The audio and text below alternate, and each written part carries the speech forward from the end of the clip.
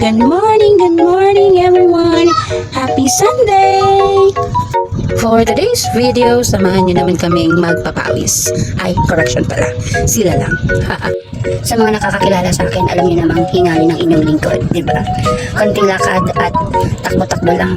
Diyos ko po, para mawawala na ng hininga. Kaya tamang nood-nood lang. At syempre, cheer! Anyway, kasama na naman nga pala namin ang team Pinsan. Pero hindi kami kompleto for today.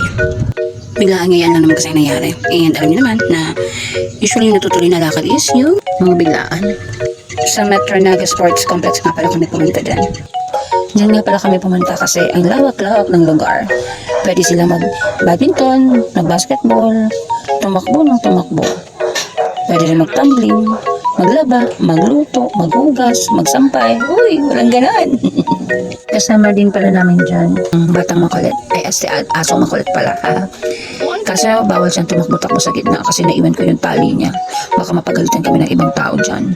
So ayun, kasama ko na lang siya sa gilid. Kasama nga pala namin kinampisa namin mag-asawa niya at least before nung mga bata-bata pa sila.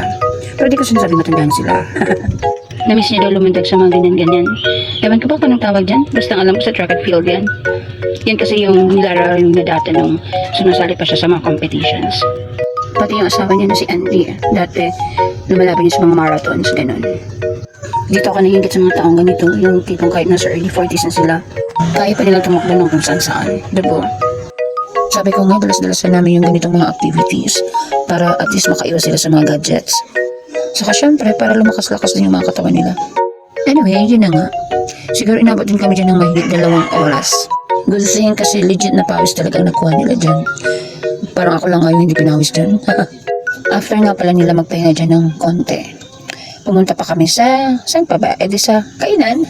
Pumunta kami doon sa sikat na luglugan sa Karangkang, Didik's Luglugan. Baka naman, charot. Hindi na nga pala namin na-video yung mga pangyayari na yun. Sa sobrang gutom namin. Hala, kain agad. Anyway, yun lang. Thank you for watching.